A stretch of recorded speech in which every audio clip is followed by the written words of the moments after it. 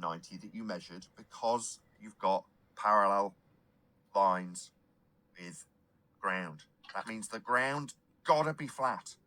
Like all the maps and all the charting and all the exploration of the world to date, without exception, was all explored and expanded flat.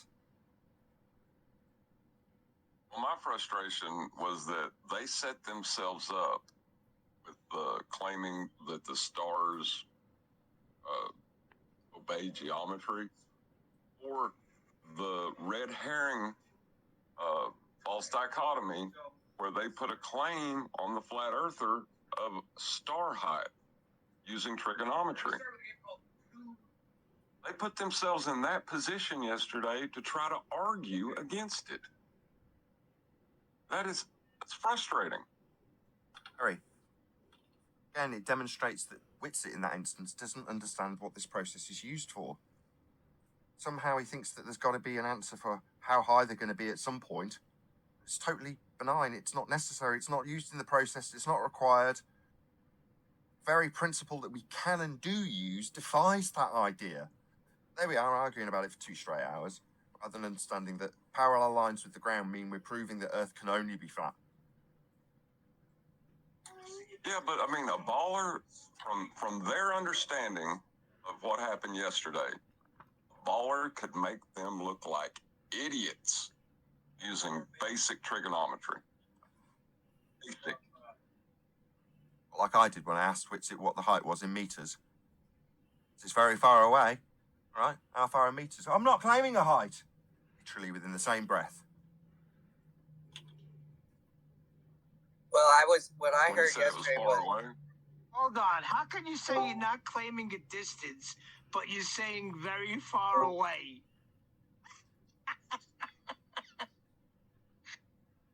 I feel like the consequence of the scenario that we're describing here, that it's the same angle regardless, means that the stars are you're putting them at an infinite distance away, correct? But what you're saying is the heavens are magical in the way that they show that.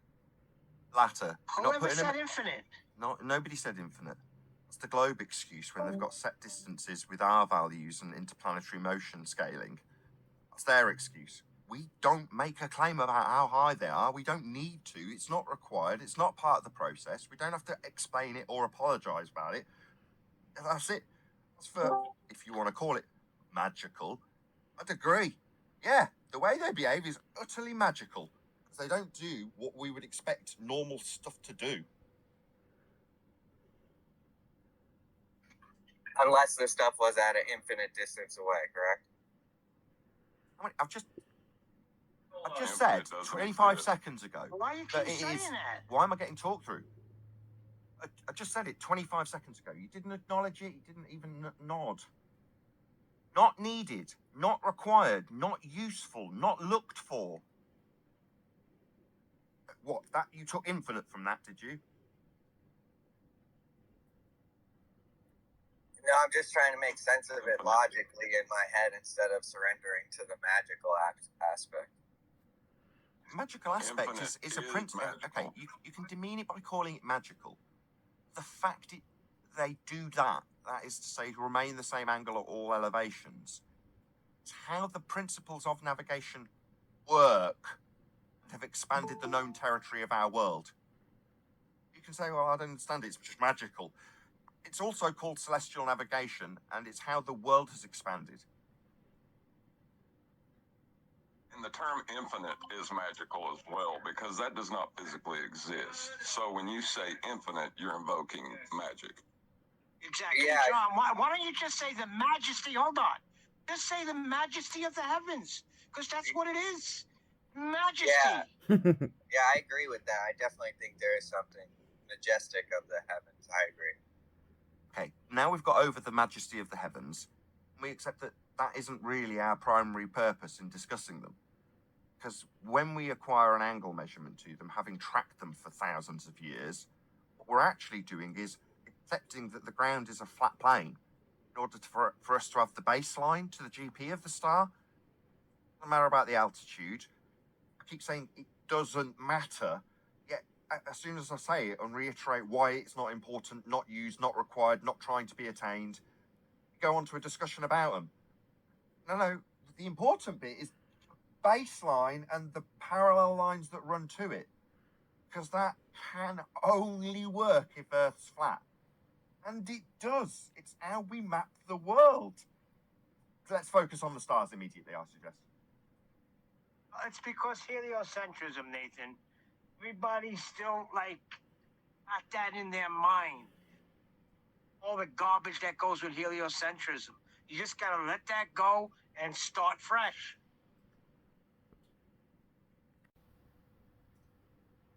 Well, people want to logically explain their world, but the thing is, you can't logically explain creation. It's beyond our understanding, and this is just another example of that. John, exactly. You're trying to think on creator level when you are not creator. You're created. Well, why do we think that we can figure out creation if we weren't the ones who did it? I mean, why would we That's have what I that just standard? said. Well, that's what I Agreeing just with said. you. That's what I mean. That's He's what I agreeing said. with you, Neil. You said you'd be calm today. Down, boy, down. Sorry. I'm driving, so it's like I'm hitting the mute button and not. I apologize. I am calm today. We're all on Team Flat here, okay? We're all on Team Flat here. Yeah, right, but it's just a flaw of humanity. It's just something that's within us that we want to make sense of our world. There's an aspect of our world. It's just something that's within us that we want to make sense of our world. There's an aspect of our world right above our heads that does not make sense. Well, we can discover and learn about these aspects, but the glory of them already being in place, that's for something else. That doesn't belong to us. Yes. That's why they steal the symbolism of the Baphomet. They're putting all of the pieces together in one, and they think that they can take the ownership of God. That's just not something you can do. Good luck with that. Good luck with that. Trying to figure out what the hell the stars were 2 years ago when we first got, and 10th was going through the information with us. I fought against it as hard as anybody, but it is what it is. You fought against it. I loved that experience of 10th Man taking us through these processes so we could understand them. Just amazing. Me too. Discovering how the world actually functions for the first time.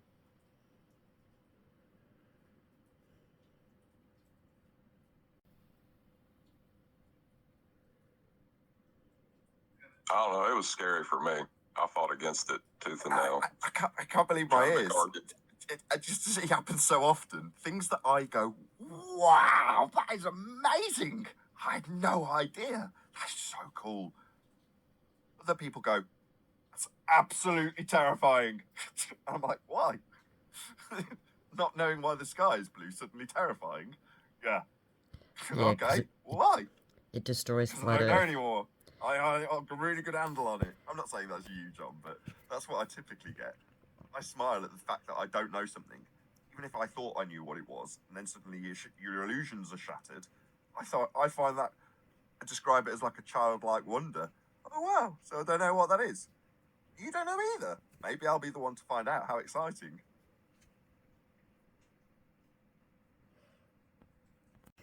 So basically, they're saying that they have no idea why the stars are moving the way they do. If it's not magic, because that doesn't work for some of them, it's God's work. And we'll just never know. How can we, mere mortals, work out God's plan and God's creation? Yep, and that, people, in a nutshell, is the flat Earth.